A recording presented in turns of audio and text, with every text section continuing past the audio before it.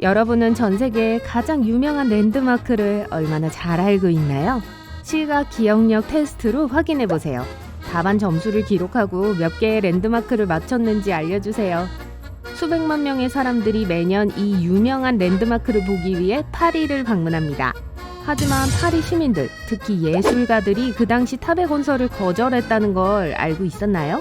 심지어 건설을 반대하는 청원도 시작했어요. 그들은 그 건물이 도시의 경치를 망칠 것이라고 믿었어요.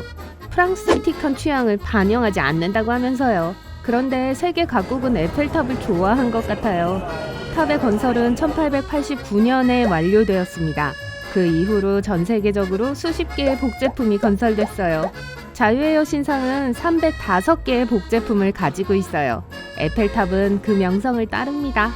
진짜 에펠탑은 어느 것이고 복제품은 어느 것일까요?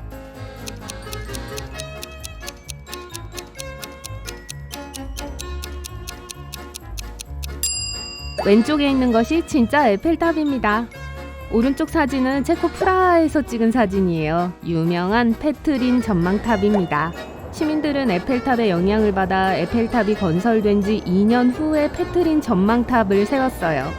거기에는 299개의 계단이 있어요. 게다가 또 하나의 텔레비전 타워가 문을 열 때까지 꽤 오랫동안 송신탑 역할을 했어요. 이러한 실용적인 용도가 거의 모든 다른 복제품과는 다른 점이에요. 에펠탑은 기술적이고 건축적인 성공을 거두었지만 20년 동안만 지속될 의도였어요. 지금 에펠탑을 보세요. 건축을 거쳤지만 복제품에 대해 말했던 거 기억하세요?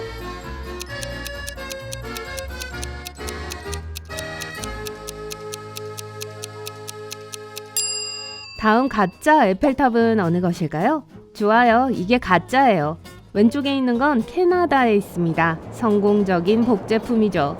만약 캐나다에 있다면 방문하고 싶나요? 아니면 오리지널을 보고 싶으신가요?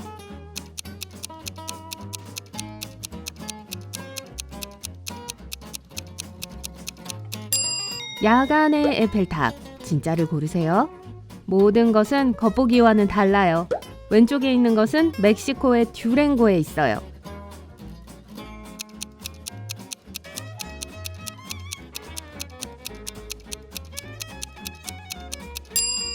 이건 오른쪽에 있어요. 루마니아의 슬로보지아 외곽에 있습니다.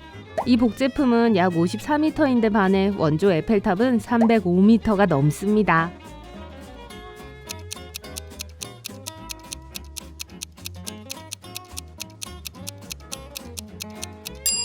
진짜 에펠탑은 오른쪽에 있어요. 왼쪽은 라스베가스에 있는 복제품이에요. 실제 탑과 가장 유사한 것 중 하나예요. 좀 더 파리지앵한 분위기를 좋아한다면 근처에 있는 파리 오페라나 루브르 박물관의 이미지를 볼 수 있어요. 하지만 베가스에서는 진짜 모나리자 그림을 감상할 수 없습니다. 이탈리아로 넘어갑니다. 진짜 트레비 분수는 어느 것일까요?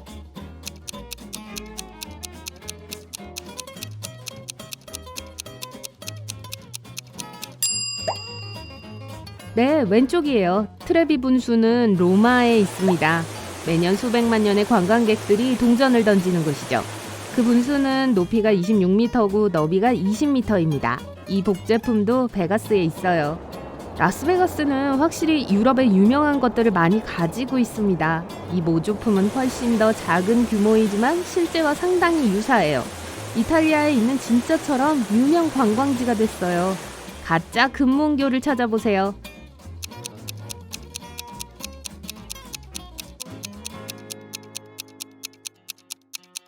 오른쪽에 있는 것이 실제 금문교예요. 그것은 당시 세계에서 가장 길고 높은 다리였어요. 왼쪽 다리는 금문교를 닮았지만 실제로는 포르투갈의 수도 리스본에 있어요. 이 현수교는 이 도시에서 유명한 랜드마크예요. 한 미국 회사가 그 다리의 주요 하청업체였습니다. 아마도 그래서 두 다리가 비슷하게 생긴 것 같아요. 영국에 있는 신비로운 스톤헨지, 어느 게 진짜일까요?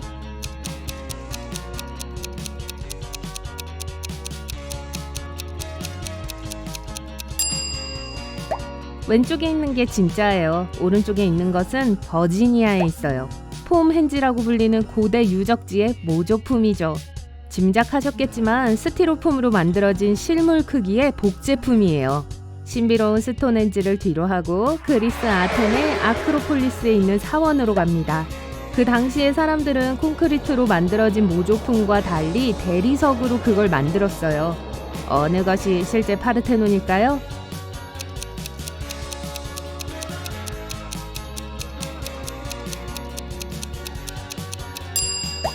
네, 왼쪽이에요. 수세기 후 파르테논 신전 실물 크기의 복제품이 만들어집니다. 어디예요? 내슈빌의 센테니얼 파크예요. 이것도 아테네에게 바쳐진 건가요? 이건 1897년으로 거슬러 올라갑니다. 19세기 복제품은 다른 랜드마크 복제품과 비교했을 때 약간 더 오래됐네요. 타지마할, 2만 명의 사람들과 20년 이상의 공사 기간을 거쳤어요. 인도의 이 건축물은 새로운 세계 7대 불가사의 중 하나로 여겨집니다. 네, 배경 이야기는 소름 끼쳐요. 샤 자한 황제는 아내가 죽은 후 이 공사를 지시했습니다. 1653년부터 오늘날까지. 어느 것이 진짜 타지마할인지 추측할 수 있나요?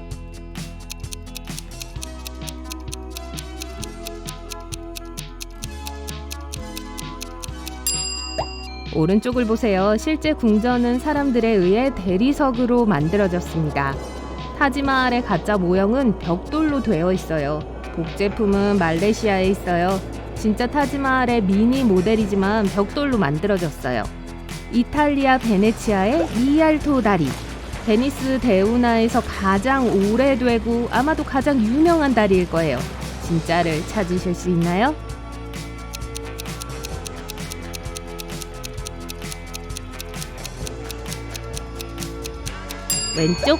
왼쪽을 고르세요. 벨리시마. 그것은 1591년에 완성된 르네상스의 랜드마크예요. 원래 다리는 처음 건설된 이후로 여러 번 재건되었습니다. 현재 버전은 3개의 통로가 있어요. 그중 2개는 외부 난간이 있어요. 마지막은 더 넓고 관광객들을 위한 작은 상점들이 2줄로 늘어서 있는 중앙 산책로입니다. 이번에도 베가스에 현대판이 있어요. 곤돌라를 타고 운하를 관광할 수 있어요. 어느 게 진짜일까요?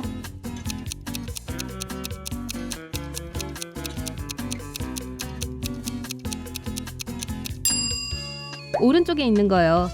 이탈리아에서 가장 많이 방문하는 명소 중 하나는 대리석으로 만들어진 피사의 사탑입니다. 이 랜드마크의 건설은 완료되기까지 거의 200년이 걸렸어요. 건축가 보난도 피사노는 그걸 부끄러워했고 수년 후 그것이 장관이 된 사실을 알지 못한 채 세상에서 잊혀졌어요. 한편 복제품은 일리노이주에 있어요. 나일스 피사의 사탑을 소개합니다. 거의 똑같죠? 하지만 큰 차이가 있어요. 피사의 진짜 사탑과 달리 나일스의 사탑은 원래 크기의 절반이에요.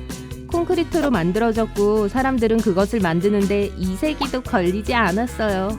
이탈리아의 또 다른 상징적인 랜드마크로 넘어갈게요. 이 중 어느 것이 진짜 콜로세움일까요?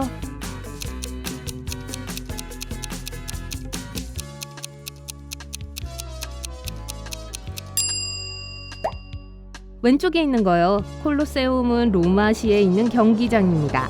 흥미로운 사실. 콜로세움이 지금까지 지어진 가장 큰 고대 원형 극장이라는 거 알고 계셨나요? 또한 오늘날 세계에서 가장 큰 입석 원형 경기장의 영예를 지키고 있어요. 이 둥근 경기장은 80개의 출입구를 가지고 있었어요. 돌과 콘크리트로 만들어졌습니다. 콜로세움의 거의 3분의 2가 시간이 지남에 따라 사라졌습니다. 아마도 사람들의 방문이 원인이었을 거예요. 이곳은 매년 많은 사람들이 찾는 관광 명소예요. 가짜 콜로세움도 나름 명성을 누리고 있습니다. 오른쪽 사진은 더 콜로세움이라고도 불립니다. 라스베이거스 스트립 시저스 팰레스에 사람들로 붐비는 곳이 있어요. 공연을 개최해야 하는 거대한 장소예요. 4,000명 이상의 사람들을 위한 공간을 가지고 있지만 원본만큼 크지는 않아요. 과거에 쉐어나 셀린디온과 같은 가수들이 공연을 했죠. 가짜 트레비 분수 언급했던 거 기억하세요?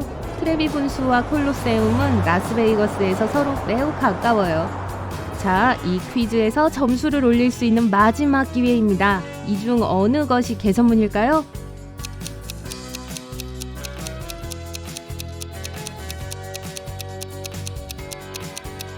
네, 왼쪽에 있는 거예요. 다른 사진을 자세히 보면 이 복제품이 원래 크기보다 작다는 걸 알 수 있어요. 두 번째 것은 실물 크기의 복제품이 아니기 때문이에요. 주변의 높은 건물들 때문에 발견하는 것이 어려울 수 있지만 주의 깊게 보면 알아챌 수 있어요.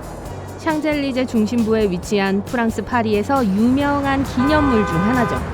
개선문은 샹젤리제에 있죠? 가짜 개선문은 다름 아닌 라스베이거스에 있습니다. 좋아요, 점수를 합산해서 댓글로 알려주세요.